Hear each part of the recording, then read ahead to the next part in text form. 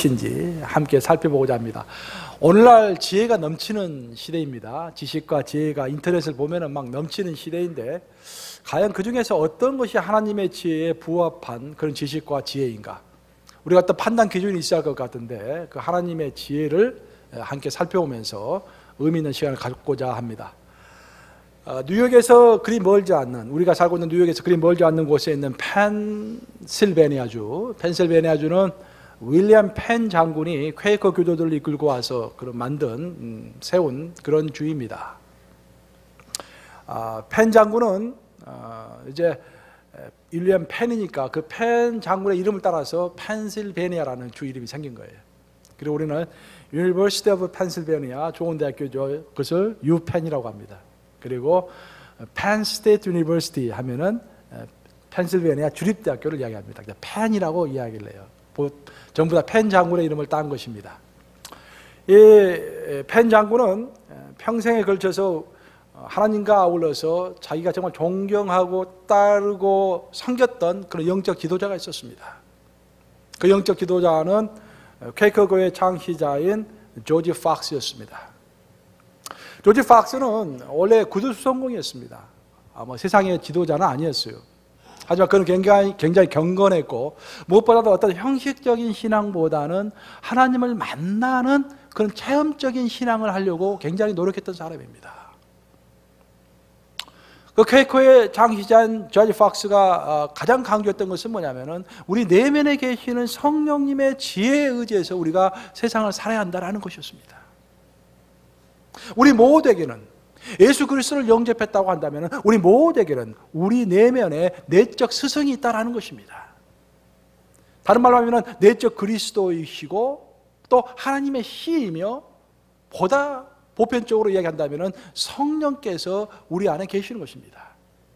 그래서 우리가 그 무엇을 의지하고 따르기보다는 가장 먼저 내 안에 계시는 내적 스승에게 물어보고 그 내적 스승이 이끄는 대로 살아가는 것이 필요하다는 그런 가르침을 조지 팍스는 일관되게 주었던 것입니다.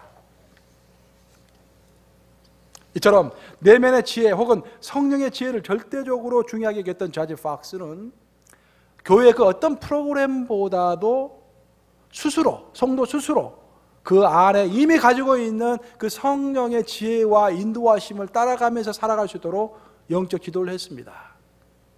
한 번은 이런 일이 있었어요. 그가 로드 아일랜드, 저쪽 위에 있는 로드 아일랜드 주에 갔어요. 거기서 이제 설교를 했습니다. 거기 목사님 없었던 것 같아요. 설교를 했는데 그 설교를 듣고 그 성도들이 많은 감명을 받았습니다. 그래서 즉석에서 돈을 걷었어요. 돈을 딱 걷어가지고 그 돈을 가지고 가시고 조지 팍스에게 이야기합니다. 우리의 영적 지도자가 되어 주십시오. 우리에게 영적 지도자가 필요합니다. 그러니까 조지 팍스가 이런 말을 했다고 그래요. 당신들이 이런 말을 하는 것 보니까 내가 지금 당장에 떠나야 할 것 같습니다.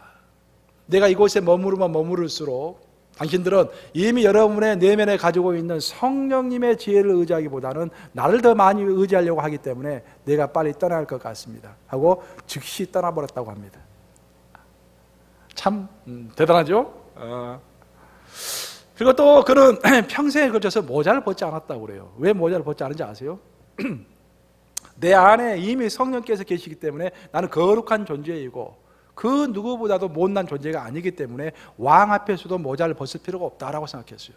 그래서 왕을 만나서도 모자를 벗지 않았다고 합니다. 왜냐? 내가 그만큼 거룩한 존재이기 때문에. 여러분 그걸 믿습니까, 여러분? 아멘이 적네요. 여러분 그걸 믿으세요? 여러분이 거룩한 존재라는 것을 믿으십니까? 여러분 안에 이미 답이 있습니다. 여러분 안에 이미 내적 스승이 있는 거예요. 여러분 안에 이미 내적 그리스도가 있고 하나님의 씨가 있고 성령께서 거하시는 것입니다. 성전에 성령께서 거하시는 성령의 전인 것입니다. 여러분 육체가. 이 세상에는 수많은 지혜가 있습니다. 또 수많은 지식이 있습니다. 하루에 1시간씩 인터넷을 보면은 정말로 엄청난 많은 지식들이 막 쏟아져 나옵니다. 문제는 그들 많은 세상에서 가르쳐주는 그 지식 중에서 그 지혜 중에서 하나님의 지혜를 거스르는 것이 있다는 것입니다. 어떤 사람은 거의 막 그 에딕 수준으로 어떻게 에딕을 그러니까 취했다. 그렇죠?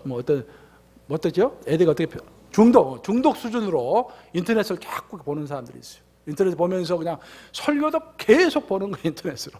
그거 절대 좋지 않습니다, 여러분. 인터넷으로 설교를 1시간 보려면은 내면에 계시는 성령님에게 한 10시간 물어보세요. 내면에 계시는 성령님에게는 단 1분도 물어보지 않으면서 하루 종일 앉아서 인터넷을 본다는 것은 상당히 문제가 큰 것입니다. 우리는 다른 세상의 지혜를 받아들이기 전에 정말 하나님의 지혜가 무엇인가, 그 하나님의 지혜의 기준에 의해서 내가 지금 받고 있는 이 지식이 옳은 것인가 판단할 필요가 있는 것입니다. 그럼 하나님의 지혜라는 것이 무엇인가? 오늘 성경에서 사도 바울은 하나님의 지혜를 어떤 부르심을 통해서 설명하고 있습니다. 우리 다 같이 오늘 본문에 고린도전서 1장 26절 함께 읽겠습니다. 고린도전서 1장 26절 시작. 형제들아 너희를 부르심을 보라. 육체를 따라 지혜로운 자가 많지 아니하며 능한 자가 많지 아니하며 문벌 좋은 자가 많지 아니하도다. 형제들아 너희를 부르심을 보라. 하나님께서 너희를 부르셨다라는 거예요. 하나님은 사람을 부르시고 우리는 우리의 인생에 어떤 필요한 것들을 내 인생 안으로 끌어당깁니다. 부릅니다. 모두 다 부르는 것입니다. 그런데 하나님께서 하나님의 나라로, 하나님의 왕국으로 어떤 사람들을 부르셨는데 그 사람들이 전부 다 약한 자, 미련한 자, 천한 자, 멸시받는 자, 없는 자였다라는 거예요. 이게 참 이상하다라는 것입니다. 하나님의 나라에 하나님께서 불러드리려면 정말 똑똑하고 훌륭하고 어떤 능력 있는 자들을 불러드려야 할 것 같은데 하나님은 정반대로 하나님의 나라에 무능한 자, 없는 자, 핍박받는 자, 멸시받는 자, 천한 자를 하나님의 나라로 불러들였다는 거예요. 그리고 그것을 하나님의 지혜라고 사도 바울은 이야기하고 있는 것입니다. 그것이 왜 하나님의 지혜인가? 이게 우리에게 어떻게 적용되는 것인가? 그것이 하나님의 지혜인 것은 뭐냐면은 미련한 자, 약한 자, 천한 자, 멸시받는 자, 없는 자들은 마음이 가난하기 때문입니다. 그것이 예수님의 해답입니다. 마음이 가난하다는 뜻은 뭐냐면은 복음에 집중할 수 있다라는 것입니다. 그것이 힘입니다. 왜 하나님은 그렇게 무너진 자들을 부르시는가? 하나님의 나라로 부르시는가? 그들이 복음에 집중하기 때문입니다. 만약 여러분의 삶에 어떤 하나님이 횡재를 주셔가지고 막 큰 성공이 일어나고 뭐 자식들이 잘 되고 돈이 많아지고 그래서 복음에 집중하지 못한다면 그것은 재앙입니다. 빌리그람 목사님이 작년인가 인터뷰를 하셨어요. 빌리그람 목사님이 뭐라고 인터뷰했는지 아세요? 나이가 먹어가지고 은퇴해가지고 몸에 힘이 없어지니까요 한 가지가 다 후회가 된대요. 자기가 너무 돌아다니면서 집회를 많이 하느라고 하나님과 친밀한 교제를 못했고 성경을 깊이 못 읽었다는 거예요. 자기가 다시 목회를 하면은 집회 많이 안 하겠대요. 성경 많이 읽고 하나님께 기도 많이 하겠대요. 그게 후회가 된대요. 주여 이런 고백이 여러분의 삶에 있기를 축복합니다. 여러분들 우리가 막 올라가는 것이 중요한 것이 아닙니다. 마음의 가난해짐으로 그 가난해진 마음 때문에 복음에 집중하는 것, 그것이 오히려 우리에게 큰 복일 줄로 믿습니다. 복이라는 것이 무엇입니까, 여러분? 복이라는 것은 예수 그리스도의 죽음과 부활을 통해서 드러난 하나님의 구원 행위를 우리가 믿는 것입니다. 믿음으로 인해서 하나님은 우리를 의인이라고 칭해 주십니다.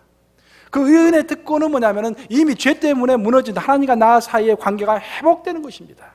그전에는 죄인이기 때문에 의인이 아니기 때문에 하나님께 가까이 갈 수가 없었어요. 근데 지금은 내가 의인이 되었기 때문에 하나님의 친구가 되어서 하나님께 가깝게 갈 수 있게 된 것입니다. 그것이 큰 축복이에요. 이제는 옛날에는 멀리 계셨던 하나님이 이제는 가까이 계셔서 나와 친밀한 관계를 맺게 되는 것입니다. 그래서 우리가 복음을 받아들였다고 한다면 그 복음을 받아들인 일단 증거는 하나님과 나 사이의 친밀한 교제라는 것입니다. 만약 내가 복음을 받아들이고 교회에 열심히 출석하고 있음에도 불구하고 어떤 하나님과 나 사이에 친밀한 관계가 없다고 한다면 뭔가가 잘못 작동되고 있는 것입니다. 그런데 마음에 가난한 자는 시키지 않아도 희망이 없기 때문에 하나님을 바라보는 거예요. 간절히 찾는 것입니다. 그것이 복이라는 것입니다. 그것이 하나님의 지혜라는 것입니다. 그래서 우리가 우리 인생에 어떤 것을 초청하고 인생으로 어떤 부를 때 하나님이 하나님의 나라 안으로 어떤 사람들을 불러들이는 것처럼 우리도 우리의 인생에 어떤 것들을 불러드립니다. 그렇죠? 불러드릴 때 과연 이것이 하나님과 나 사이의 친밀한 관계를 방해하는 것이냐 도와주는 것이냐 그렇게 해서 분별해야 한다는 것입니다. 성경을 보면은 성경에는 우리가 누구인가라는 것을 정의하고 있습니다. Who am I? 첫 번째 정의해야 되는 것은 우리는 하나님의 아들이요 딸이라는 것입니다. 믿습니까 여러분? We are the daughters and the sons of Jesus Christ. 우리는 하나님의 아들이요 딸이에요. 두 번째 정의해야 되는 것은 우리는 하나님의 친구라고 했습니다. 하나님의 친구예요. 세 번째로 정의되는 것은 우리는 왕 같은 제사장이라고 했어요. 제사장의 특권은 하나님을 직접 만나는 것이 뿐만 아니라 믿지 않는 자와 믿는 자, 하나님 사이를 연결시켜주는 자입니다. 대단한 특권입니다. 그렇죠? 이 모든 것을 뛰어넘는 또 다른 우리의 아이덴티티, 우리의 정체성이 있는데 그것은 바로 우리가 하나님의 약혼한 신부라는 것입니다. 여러분 여기서 잘 구분하셔야 하는데 결혼한 신부와 약혼한 신부의 차이점이 뭐예요 여러분? 지금 우리는 이미 예수님과 결혼한 신부입니까? 아니면 약혼한 신부입니까? 약혼한 신부예요. 약혼한 신부. 이게 중요한 거야. 약혼한 신부와 결혼한 신부의 가장 큰 차이는요, 결혼한 신부, 한번 내가 물어볼까? 우리 이경숙 집사님 바로 앞에 계시네. 1년에 그 결혼식 날을 1년에 한 몇 번이나 생각하세요? 결혼했던 날을. 한 번도 생각 안 하세요? 한 번은 생각하죠. 1년에 딱 한 번 생각하는 거야, 결혼식 날을. 그러면은 결혼식을 앞두고 약혼했을 때 결혼식 날짜를 잡아놓고 나서 결혼식 날짜를 몇 번 생각했어요? 매일 생각했죠. 매일 생각하면서 그냥 얼굴에 화장품도 바르고 마사지도 하고 예쁘게 단장하고 뭐 준비하죠. 모든 활동이 어디에 포커스가 맞춰져 있습니까? 그 결혼식 날, 그날에 포커스를 맞춰가지고 행동하죠. 그것이 바로 결혼한 신부와 약혼한 신부의 차이입니다.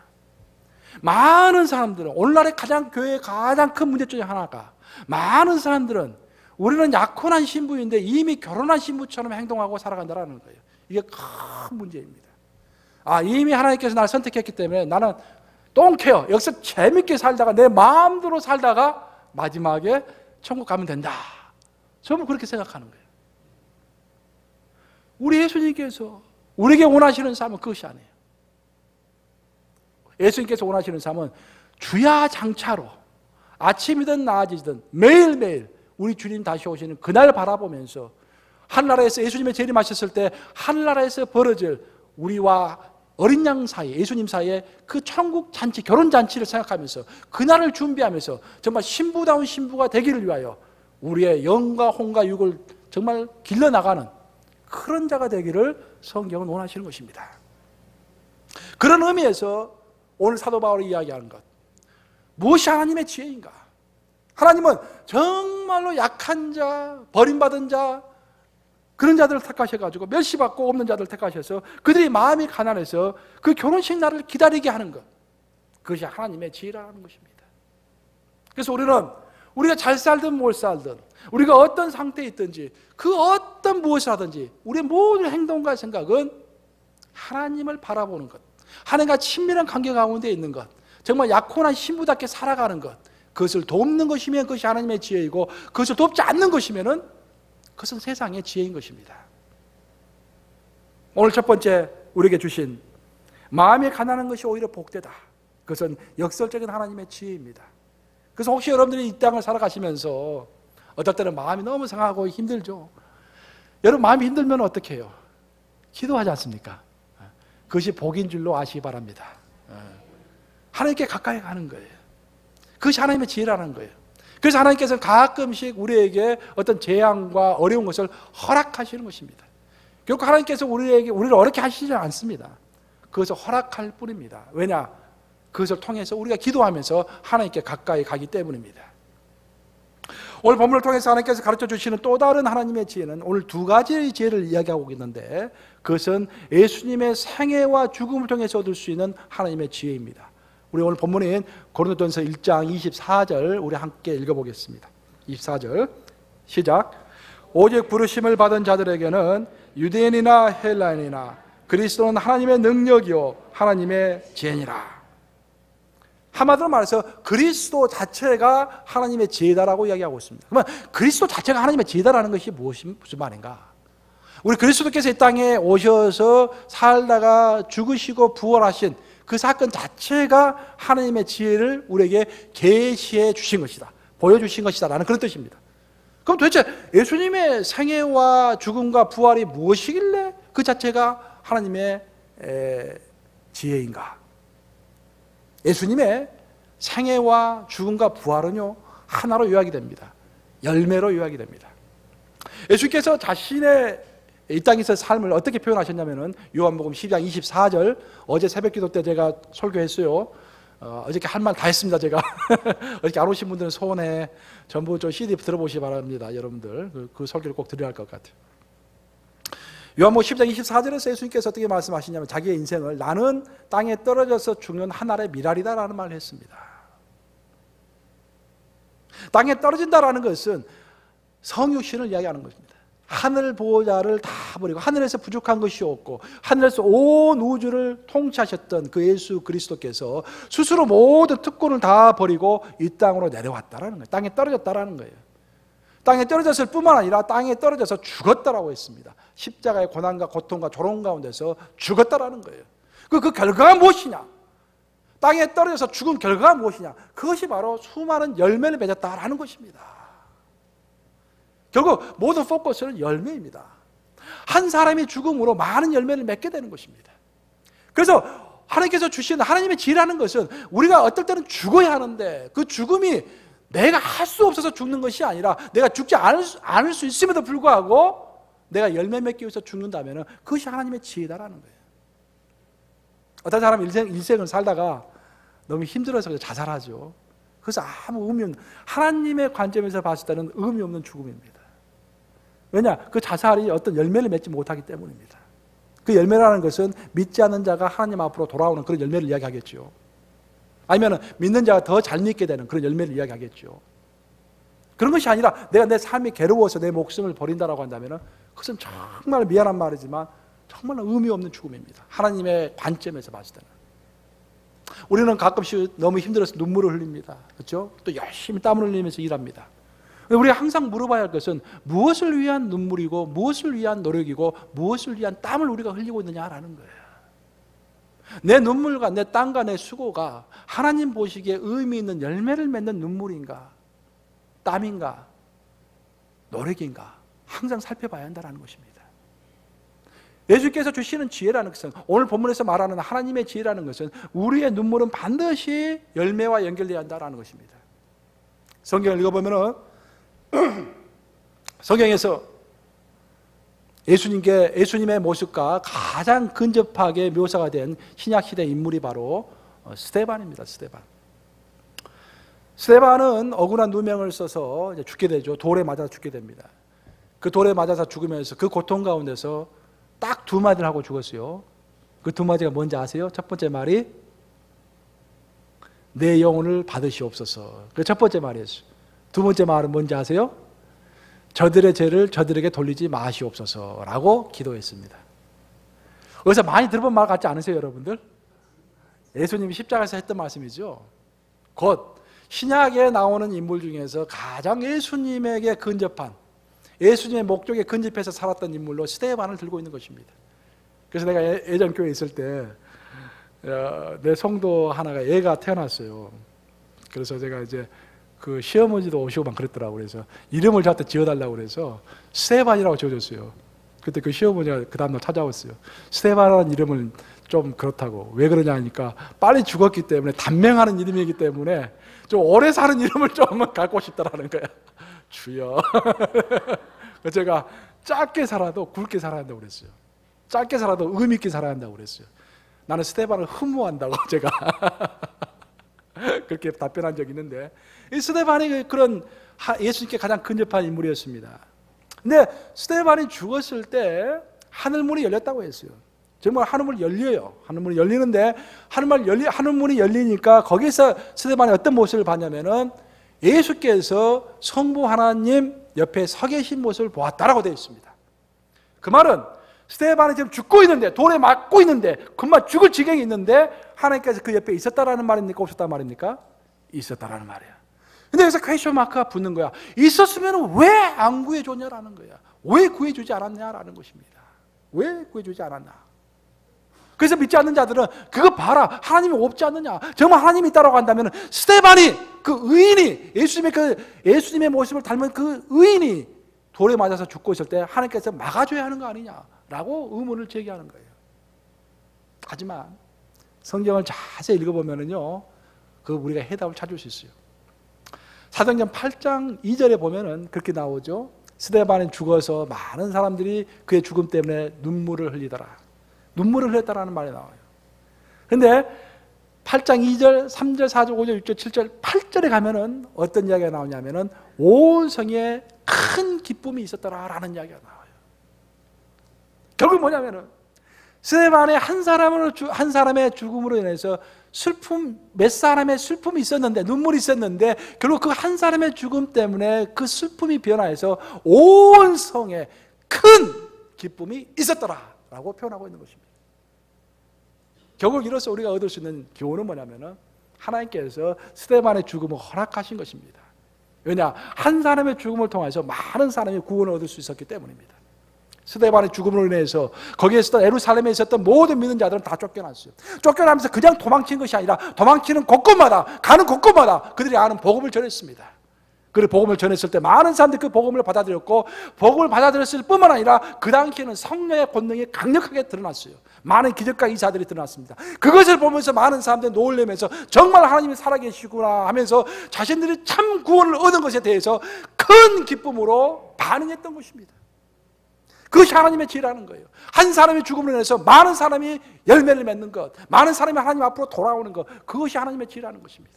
결국 우리가 인생을 어떻게 살 것인가, 내 눈물과 내 죽음이, 일시적인 죽음이 무엇을 향한 눈물과 죽음과 노력인가라는 것을 항상 생각해야 한다는 것입니다. 내 눈물이 정말로 그냥 밥 먹고 살기 위해서 눈물을 흘린다면, 그것만을 위해서 우리가 에너지를 투자한다면 그것이 우리의 트레지디, 비극인 것입니다. 우리 예수님은 결코 우리를 그렇게 가르치지 않으셨어요. 무엇을 먹을까, 무엇을 입을까 염려하지 말라고 하셨어요. 너에게 더 중요한 것은 너희는 가서 모든 족속으로 제자를 삼아 아버지와 아들과 성령의 이름으로 세를 주고 내가 너에게 분부한 모든 것을 가르쳐 지키라. 세상 끝날까지 내가 너와 함께 있으리라. 그러니까 내가 세상 끝날까지 너희와 함께 있을 것이기 때문에 너는 아무것도 염려하지 말고 오직 기도와 간구로 너희 구할 것을 감사로 하나님께 아뢰라. 내일은 내일 염려할 것이요 오늘은 오늘 고민으로 족하니라. 너는 먼저 그의 나라와 그 일을 구하라. 그럼 이 모든 것을 너에게 더하시리라. 결국 예수님의 가르침을 종합해 보면은 오늘 하루의 삶이, 내 삶이 내가 흘리는 눈물과 내가 흘리는 땀과 나의 모든 노력이 그냥 먹고 사는 것으로 끝마친다라고 한다면 그것이 불행이다라는 거예요. 하나님께서 우리에게 주시는 지혜는 먹을 것 입을 것 너무 걱정하지 말고 너가 하나님께서 기뻐하시는 일, 너의 그 눈물이 어떤 열매를 맺을 수 있는 그 눈물, 그런 삶을 살아갈 때 내가 너에게 축복할 것이고 너에게 필요한 것을 줄 것이며 너에게 큰 상급이 있을지어다 라고 선포하시는 것입니다. 아멘 하십니까 여러분? 아멘. 너무 감동하셨나? 왜 아멘이 좀 적으세요 평상시보다? 이런 것들이 하나님의 지혜예요 여러분들. 세상에서 인터넷을 보면 전부 뭡니까? 내가 어떻게 하면 건강하게 살까? 내가 어떻게 하면 잘 살까? 내가 어떻게 하면 맛있는 거 먹을까? 맛집들 요즘 많이 나오더라고 보니까. 왜 한국에는 맛집이 그렇게 많아요? 이렇게 전부 먹는 거야. 보면 전부 먹고 살찐 것을 또 살 빼는 것, 그리고 건강해지는 것, 전부 그런 것들이에요. 그게 하나님의 지혜가 아니라는 거예요. 하나님의 지혜는 결국 우리가 내 인생에 무엇을 받아들일 것인가? 우리가 인생으로 받아들여야 할 것은 우리 마음이 가난해지더라도 복음에 집중할 수 있도록 도와주는 것을 우리가 항상 받아들여야 합니다. 또 우리가 무엇을 위해서 눈물을 흘릴 것인가? 내가 잘 되는 것을 위해서 눈물을 흘리고 땀을 흘릴 것이 아니라 그것은 하나님께 맡겨두시고 정말로 하나님의 나라가 넓혀지는, 내 눈물로 인하여서 많은 열매가 맺혀지는 그런 눈물을 흘려야 줄 줄 믿습니다. 명심하시고 항상 내 인생에 무엇을 불러드릴 것인가, 내가 무엇을 위해 울 것인가 생각하시면서 여러분 안에 계시는 내적 스승인 성령의 인도, 성령의 지혜를 따라서 하시는 여러분 되시기를 우리 주님의 이름으로 축복합니다.